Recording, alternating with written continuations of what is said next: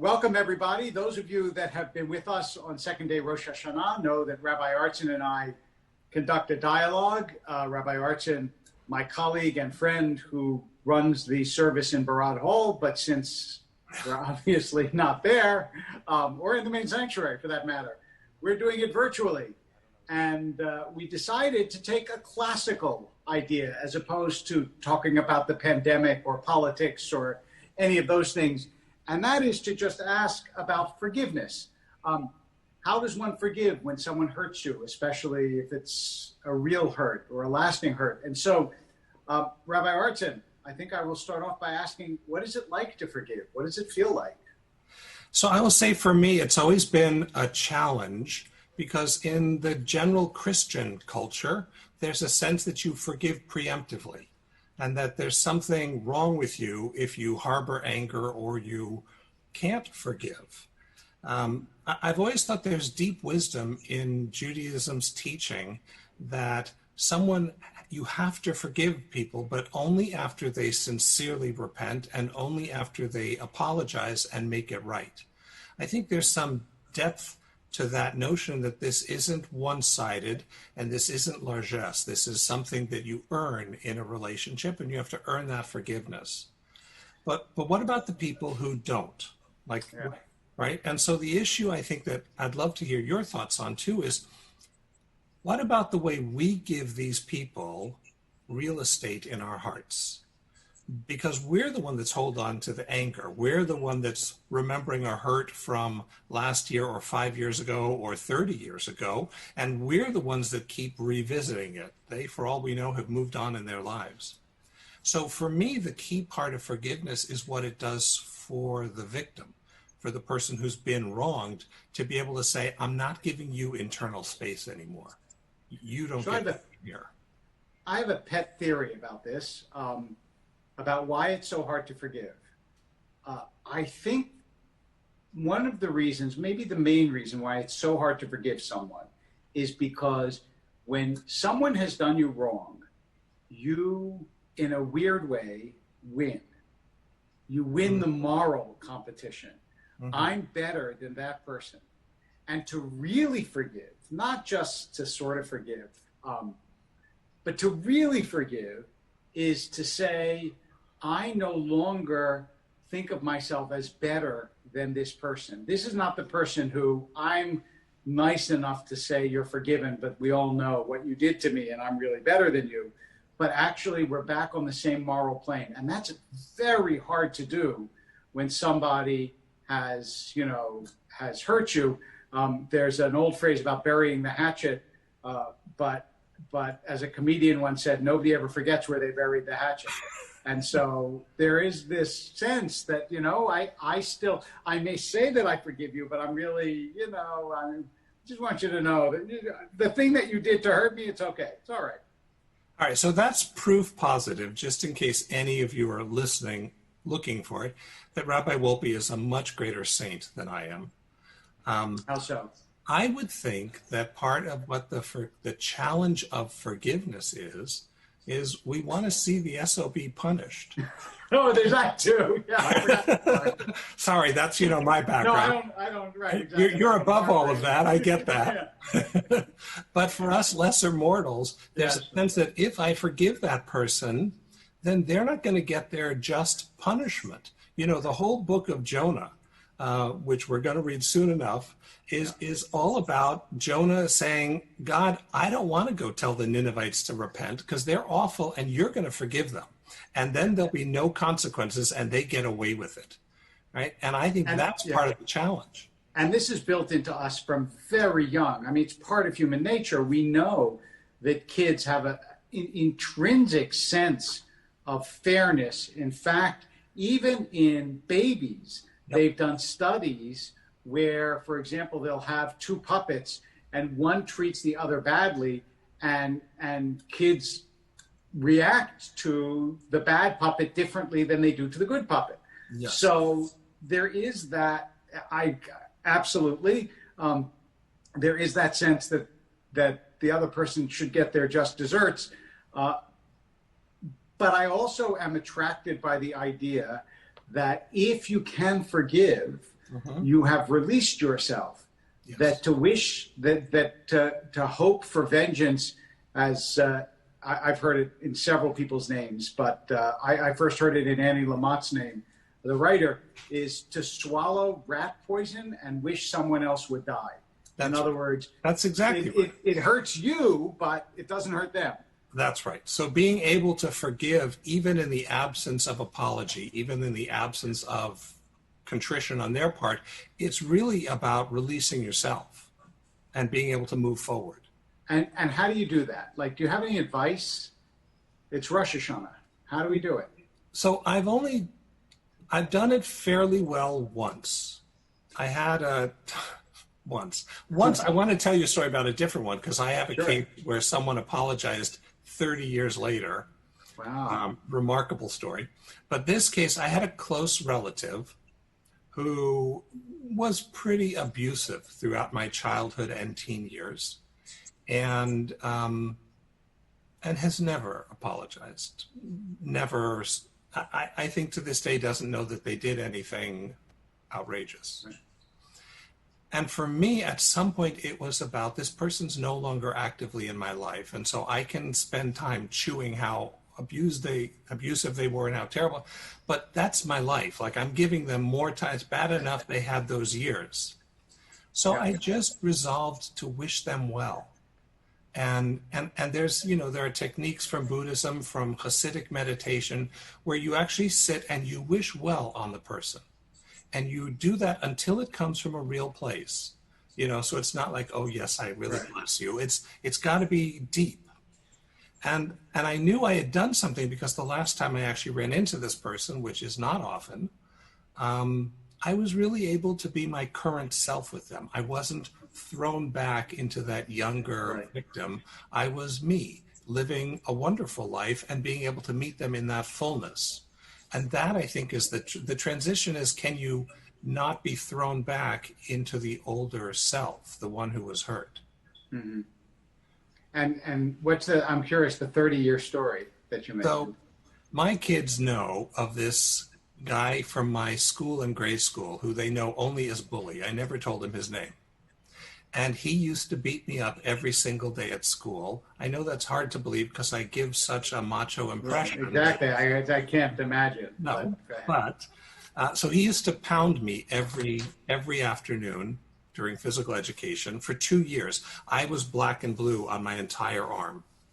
And the only time I hit him back, my grandfather had told me that if someone calls you a Jew, you hit him and ask them what they mean by it. So I would hit, but it was like hitting a refrigerator or a tank. He was gigantic, and he would mostly just look surprised, and then he would knock me to the ground. So 2 years of that, and then went to high school. And in high school, he kind of grew up a bit, and we were fine. I was at my 40th high school reunion, and he walks over to me. And I just want to tell you, David, he's still gigantic. So, I'm like, oh, and all my high school friends are looking with like, oh, here we go again. And he said, I need to tell you, I feel terrible. I wasn't, like, that isn't me. I'm not that person. And this is, years later. And I said, listen, thank you. That's great. But you're not that guy anymore. And no one should be blamed for what they did in 7th grade. And he started to cry, this huge. And he said, no, I need to apologize. And I think that was right. And that was the moment that the Jew in me kicked in. He's not Jewish. And I said to him, I want to tell you something in our tradition. Judaism teaches that when you sincerely regret something you've done and you sincerely apologize, that you're no longer the person who did it. In fact, our tradition teaches that sin becomes to your credit. So you now are carrying something I don't have to carry anymore. That was the most amazing moment of tshuva. That is an amazing moment. I would have said to him, our tradition teaches that the Mossad will come and get you. And that will be, right, exactly. Soon enough. An ancient teaching of our tradition. Don't turn your back. These guys will come at night. I think that the interesting and in some ways indescribable part of this is what goes on inside of you. And there is that trigger when you think of the person who has hurt you, that, the anger that comes up, and to work with that, and also to understand that most people, that when they genuinely hurt, it comes out of their own woundedness, and to be able somehow to find compassion for the person who has hurt you is also difficult, incredibly difficult, but also incredibly important. Just that I'm sure you felt compassion for him at that moment, but to feel compassion for the person, even if they don't apologize or you don't know them, that's a hard but worthwhile endeavor, at least. And I think the challenge for me is also there's a way in which we keep revisiting the same issues again and again and again. Right. And that builds into the anger, so that it's at some point not even anger at them, it's just anger at whatever had transpired. And so partly for me, it's also about not having it become a flashback where you get captivated and drawn back. It has to do with the kind of person you want to be in the world. Right, exactly. And also, I think for those of you, since you talked about, talking about this guy with your kids, also the kind of modeling that you want to do for other people. Is there a fear, do you think, of being weak, that people don't want to forgive because they feel as though to forgive somebody is to be weak, and to hold on to a grudge and to be angry is to be strong? Well, let me say two things about that. I think that there's a way in which righteous indignation sometimes legitimately gets in the way of forgiveness. Yeah. Like I admire that Judaism says, no, you really have to earn the full forgiveness. Don't keep perpetuating that. Right. And then thinking, because there are times where people are wronged, and the right response is anger. Anger is a legitimate way of saying, no, this is intolerable. I shouldn't put up with this. So I want to honor that. And then I also want to say to the congregation that you don't forgive until you're ready, right? And I want us to have a kind of peace for that, It may be that eventually we want to work towards forgiveness, but, I struggle with weight, and my mother's very helpful in always telling me how much I'm struggling with the weight. And I do keep saying to her, and when I'm ready, it comes off, but not until then, because it's not about food, it's about bigger things. And that's true with forgiveness too. At some point, your heart will open, you'll turn a corner and you'll say, this is no longer a live burning issue, and now I'm ready to do the work of forgiveness. But you can't rush that. I do think that it is, as you say, it's important that people not add a tremendous burden of guilt to their burden of anger. Why haven't I forgiven that person yet? Yeah. And it is also true that certain things require anger. I am concerned that we live in a society that is so angry. Yeah.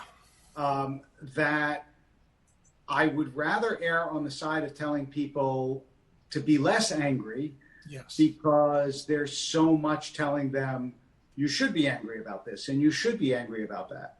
Right. So you're right. We do live in such an age of hyper partisanship and hyper judgmentalism that it's not only that someone is wrong, but they're also evil.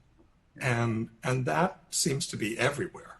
Yes. So yes, I think our job in this age, and especially today, is to urge people to lean in on the side of compassion and forgiveness. Compassion to yourself, in that forgiving is a gift you give yourself, and forgiveness for the other, that they are imperfect human beings, and although you may not agree with them, many of them are trying their best.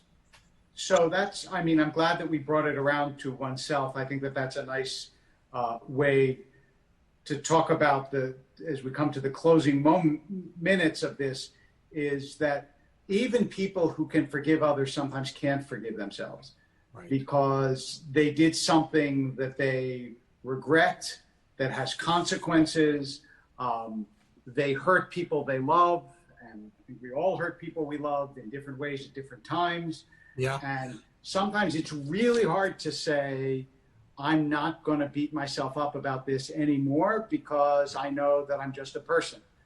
And I do find in counseling, I'm often telling people, you're just a person. You didn't, you're not supposed to be perfect. Where do you think where does that come from? That sense of inability to accept our own frailty? I think it's related to the fact that we live our life through a microscope and we see each other's lives on Facebook. So from a distance, the other is happy, perfect, socializing all the time, popular, whatever, and we're aware of how often we're alone and how often we fall short and all the things we were going to do that we didn't get to do. And I think we're harder on ourselves most of the time than we are on others. And that self-loathing, maybe it comes from us having been small and vulnerable and having to grow into adulthood. Maybe it has to do with seeing our own life up close and magnified and others at a distance and through cosmetics. But I do think our work in this season especially is to tell people that you're supposed to love your fellow as you love yourself. And again, the genius of Torah, that you can't love your fellow if you don't first love yourself. So, and that's work. It's a commandment. You have to work on self-love in order to be able to share that love. And just as a corrective, self-love, of course, does not mean that everything I do is wonderful or good or well, in your fabulous. case, it does, but for most people, it doesn't. Okay. Oh, all right. No, but seriously, I mean, that's because we do also live in an age of a certain narcissism. Self-love does also, like all love, include boundaries and self-criticism. It doesn't mean that you never criticize yourself because you love yourself. And right. That's important to say, too. That's right. Well, and look, I think the paradox of Jewish tradition is because we know we are loved, we can mobilize the courage to be self-critical. It's when you don't think that you're loved that you can't admit that you made a mistake. Yes, I think that is exactly right. And this, I mean, traditionally was part of the role of God's love. You know that you are unique in the universe, that you have a spark of God in you, and therefore, even though the tradition spends a lot of time criticizing you on Rosh HaShanah and Yom Kippur, you also know that you are of particular interest and focus to the creator of the world, and therefore there is a Yom Kippur when God cares how you approach the whole question of sin and forgiveness. Look, and I think it's not a coincidence that we launched this whole time of penitence with a thing called slichot, which is forgiveness. Yes. You start off knowing you're forgiven, and now go work on how you can be better. Right? And that's exactly the power of knowing that we're covenanted with God and that God's love is there to inspire us to do the work. So I want to thank you so much for participating in our dialogue once again this year. I don't know how many years it's been, but it's been a bunch of years. Wow. And I hope those of you that will be joining us for Ne'ilah will come in time at the beginning of Ne'ilah. Rabbi Artson and I will take a few minutes to introduce the Ne'ilah service. So thank you. Shana Tova. May it be a happy, healthy, and a wonderful new year. And you Bye-bye. too. Bye-bye.